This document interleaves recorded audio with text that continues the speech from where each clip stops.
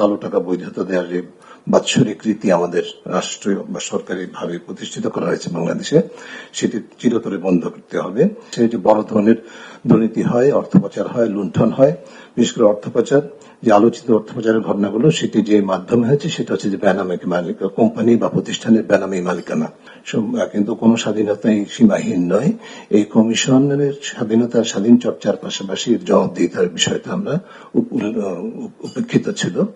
শুধুমাত্র রাষ্ট্রপতির কাছে একটা প্রতিবেদন দেওয়া হয়, যেটি যথেষ্ট নয়।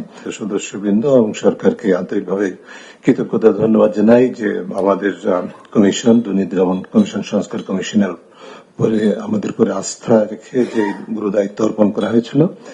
আমরা চেষ্টা করেছি আমাদের সাধ্যমতো মানুষের প্রত্যাশা পূরণের প্রতিফলনকারী একটি প্রতিবেদন তৈরি করার জন্য, এবং সেই লক্ষ্যে অন্য সংস্কার কমিশনের মতোই আমরা যথাযথ গবেষণা এবং জনসম্পৃক্ততা কার্যক্রম সম্পন্ন করে আমাদের প্রতিবেদন শেষ সম্পন্ন করেছি, এবং আজকে জমা দিতে পেরে আমরা কৃতজ্ঞতা ধন্যবাদ জানাই। এবং একই সাথে আমার কমিশনের সম্মানিত সদস্যবৃন্দ, যারা অত্যন্ত পরিশ্রম করে আমার সাথে আমার প্রেশারকে বেয়ার করে, চাহিদাকে মিট করে তারা আমার সাথে সহযোগিতা মাধ্যমে কাজ করেছেন, সবাইকে ধন্যবাদ জানাই। মন্ত্রিপরিষদ সচিবালয় থেকে আমরা পর্যাপ্ত সহযোগিতা পেয়েছি, যখন যেভাবে চেয়েছি সেটা পেয়েছি, তাদেরকে ধন্যবাদ জানাই। আমি খুব সংক্ষেপে, আমাদের যে প্রতিবেদনটি সেখানে 47টি মোট সুপারিশ আছে। সেগুলোর মধ্যে থেকে উল্লেখযোগ্য কয়েকটি বিষয়, যেগুলো মোটা দাগে স্ট্র্যাটেজিক বা কৌশলগত, সেগুলোর উপরে আমরা গুরুত্ব দিয়ে কয়েকটি বিষয় উত্থাপন করছি সংক্ষেপে।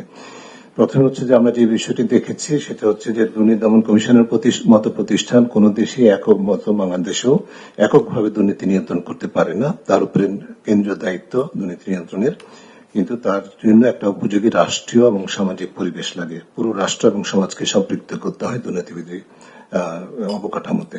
সেই বিবেচনায় আমরা প্রাথমিকভাবে বেশ কিছু গুরুত্বপূর্ণ প্রস্তাবনা করেছি আমাদের দেশের অভিজ্ঞতা বৈশ্বিক চর্চার উপর নির্ভর করে। তার মধ্যে অন্যতম হচ্ছে যে আমরা আমাদের সংবিধানের 20(2) অনুচ্ছেদ যেটি আছে সেটাকে সংশোধন করতে চাই। সেটি হচ্ছে যে সেখানে সুনির্দিষ্টভাবে ক্ষমতার অপব্যবহারের বিরুদ্ধে সাংবিধানিক একটা অঙ্গীকার, অর্থাৎ রাষ্ট্রীয় এবং আইনি ক্ষমতাটাকে অপব্যবহার করে ব্যক্তিগত স্বার্থে সুবিধা অর্জনে যে ধারা প্রতিষ্ঠিত হয়েছে বাংলাদেশে, সেটাকে তার বিরুদ্ধে একটা সাংবিধানিক অঙ্গীকার লাগবে। যেটা সুযোগ আমাদের সংবিধানে আছে, 20(2) অনুচ্ছেদে এই সম্পর্কিত অনুপার্জিত আয় অবৈধ বিষয়টি ঘোষণা করা আছে। এর সাথে আমরা এই বিষয়টি জোরালোভাবে সংযুক্ত করতে চাই সুনির্দিষ্টভাবে। দ্বিতীয় যেটি, সেটি হচ্ছে আমাদের বাংলাদেশে কোনো জাতীয় দুর্নীতি বিরোধী কৌশল নাই, কোনো নীতিমালা নাই। আমরা প্রস্তাব করছি, জোরালোভাবে সুপারিশ করছি যে একটি কৌশল প্রণয়ন করতে হবে, যার মধ্যে এই যে রাষ্ট্রীয় এবং সামাজিক কাঠামোকে শুধু দুর্নীতি বিরোধী শুধু প্রত্যয় না, সক্ষমতা বৃদ্ধির জন্য যে অঙ্গীকারগুলো দরকার, দায়িত্ব এবং কর্তব্য, সেটি নির্ধারণ করা, বিশেষ করে সকল রাষ্ট্রীয় এবং অরাষ্ট্রীয় প্রতিষ্ঠান এবং ক্ষেত্রে সেটির জন্য প্রযোজ্য হবে। এবং এই কৌশলটি প্রতিপালিত হচ্ছে কিনা সেটি পরিবীক্ষণ, পর্যবেক্ষণ, মূল্যায়নের জন্য আমরা প্রস্তাব করেছি সংবিধানের 77 অনুচ্ছেদের সাথে সামঞ্জস্যপূর্ণভাবে ন্যায়পাল একটা কার্যালয় প্রতিষ্ঠা করা, যার দায়িত্ব হবে এই কৌশলের বাস্তবায়নের পরিবীক্ষণের বা প্রতিফলনের মূল্যায়ন করা ধারাবাহিকভাবে, নিয়মিতভাবে। এরপরে যে বিষয়টি আমরা জোরালোভাবে সুপারিশ করেছি সেটি হচ্ছে যে বই দেওয়ার সাথে অসামঞ্জস্যপূর্ণ সম্পদ, অর্থাৎ সাধারণত যেটি বলা হয় কালো টাকা বৈধতা দেওয়ার যে বাৎসরিক রীতি আমাদের রাষ্ট্রীয় বা সরকারি ভাবে প্রতিষ্ঠিত করা হয়েছে বাংলাদেশে, সেটি চিরতরে বন্ধ করতে হবে। এরপরে রাষ্ট্রীয় এবং আইনি ক্ষমতার অপব্যবহারের অন্যতম যে আইনি সক্ষমতার ঘাটতি বাংলাদেশে, সেটা হচ্ছে যে আমাদের দেশে কোনো স্বার্থের দ্বন্দ্ব নিরসন প্রতিকার আইন নাই।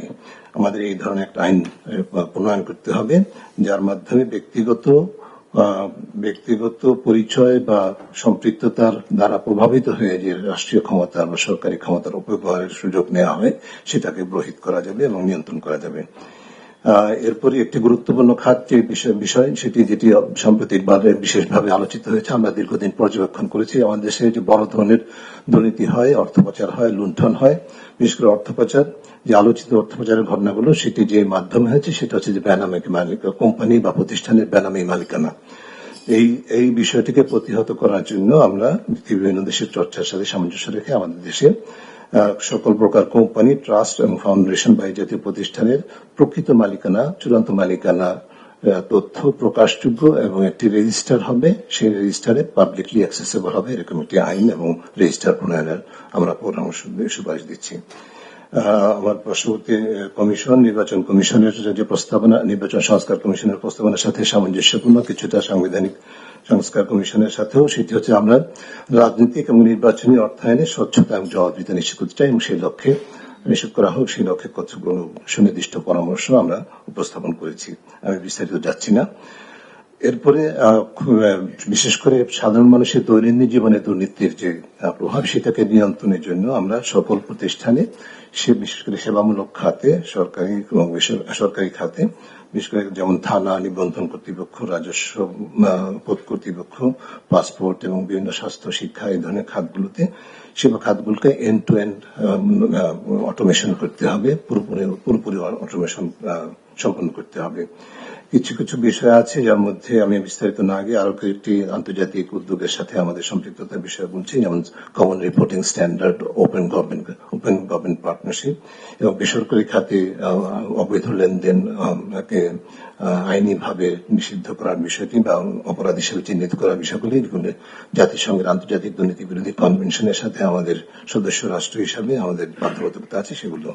এরপরে খুব সংক্ষেপে দুদকের বিষয়ে সরাসরি যে বিষয়গুলো আমরা বলতে চাই, সেটা হচ্ছে দুদককে আমরা সাংবিধানিক স্বীকৃতি দিতে হবে। এটি সাংবিধানিক স্বীকৃতি পায়নি, এটা সংবিধিবদ্ধ প্রতিষ্ঠান হিসেবে আছে, যেটি আমরা মনে করি খুব গুরুত্বপূর্ণ একটি বিষয় বাদ পড়েছে, এটা করতে হবে। একজন নারী সদস্য সহ কমিশনের সদস্য সংখ্যা কমপক্ষে 5 জন, কমপক্ষে একজন নারী সহ মোট সদস্য 5 জন হতে হবে, যার মধ্যে বিভিন্ন সংশ্লিষ্ট পেশার বা প্রতিনিধিত্ব নিশ্চিত করার জন্য আমরা সেখানে আমাদের কমিশন নিয়োগের ক্ষেত্রে বেশ কিছু সুনির্দিষ্ট প্রক্রিয়া এবং পদ্ধতি এবং মানদণ্ড নির্ধারণ করেছি। এর পাশাপাশি কমিশনে যে আমরা একটা স্বাধীন নিরপেক্ষ কমিশন চাই, কিন্তু কোন স্বাধীনতাই সীমাহীন নয়। এই কমিশনের স্বাধীন চর্চার পাশাপাশি জবাবদিহিতার বিষয়টা আমরা উপেক্ষিত ছিল। শুধুমাত্র রাষ্ট্রপতির কাছে একটা প্রতিবেদন দেওয়া হয়, যেটি যথেষ্ট নয়। আমরা জনগণের কাছে জবাবদিহির জন্য একটা প্রক্রিয়া পরামর্শ দিয়েছি। আমার সময় শেষ, নিতে বুঝতে পারছি। সেই প্রক্রিয়াটি সম্পর্কে আমরা সুনির্দিষ্ট পরিকল্পনা এবং যেটা স্ট্যান্ডার্ড অপারেটিং প্রসিডিওর, সেগুলো নির্ণয়ন সাপেক্ষে এটা নিশ্চিত করা হবে, সেই পরামর্শ দিয়েছি। আর একটি বিষয় বলে শেষ করব, দুদকের যে অকার্যকরতার পিছনে অন্যতম যে কারণগুলো ছিল, তার মধ্যে হচ্ছে দুদকের অভ্যন্তরে অনিয়ম দুর্নীতি আছে, অনাচার আছে। সেটি প্রতিষ্ঠা হচ্ছে বিভিন্ন কারণে, রাজনৈতিক প্রভাব, আমলাতান্ত্রিক প্রভাবের কারণে বিভিন্নভাবে, এবং পেশাগত বৈষম্য আছে দুদকে। এই বিষয়কে নিয়ন্ত্রণ করার জন্য আমরা সুনির্দিষ্ট বেশ কিছু পরিকল্পনা প্রস্তাবনা করেছি, যার মধ্যে অন্যতম হচ্ছে দুদকের যারা বর্তমান কর্মীদের মধ্যে যাদের বিরুদ্ধে দুর্নীতির অভিযোগ আছে, অনাচারের অভিযোগ আছে, তাদেরকে একটা বিশেষ উচ্চ ক্ষমতা সম্পন্ন টাস্কফোর্সের মাধ্যমে তাদেরকে অপসারণ করতে হবে, জবাবদিহির আওতায় আনতে হবে বিচারিক প্রক্রিয়ার মাধ্যমে। পাশাপাশি দুদকের আমরা এমন একটা প্রতিষ্ঠান চাই যার মধ্যে যারা কর্মী হিসাবে থাকবেন সকল পর্যায়ে, তাদের এক ধরনের সেন্স অফ ওনারশিপ থাকবে, প্রাইড থাকবে যে তারা রাষ্ট্রীয় গুরুত্বপূর্ণ একটা প্রতিষ্ঠানে কাজ করছে। সেই জন্য যেরকম প্রণোদনার দরকার, সেই জন্য আমরা বিভিন্ন সুনির্দিষ্ট প্রস্তাবনা করেছি, ইনক্লুডিং হায়ার স্কেল, মানে বেতন ভাতার যে স্কেলটা, সেটা সরকারি স্কেলের তুলনায় কমপক্ষে দ্বিগুণ প্রস্তাবনা করেছি আমরা।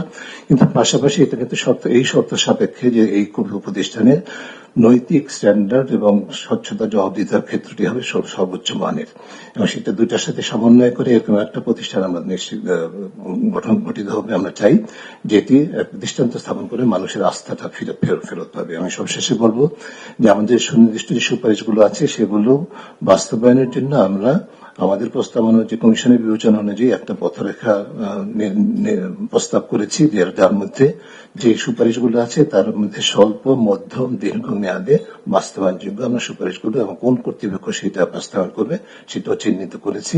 স্বল্প বলতে 6 মাসের মধ্যে, মধ্যম 18 মাস এবং দীর্ঘ মেয়াদ বলতে 48 মাসের মধ্যে আমাদের বিবেচনায় সমস্ত প্রস্তাবনাগুলি বাস্তবায়ন করা সম্ভব। অনেক ধন্যবাদ সময়ের জন্য।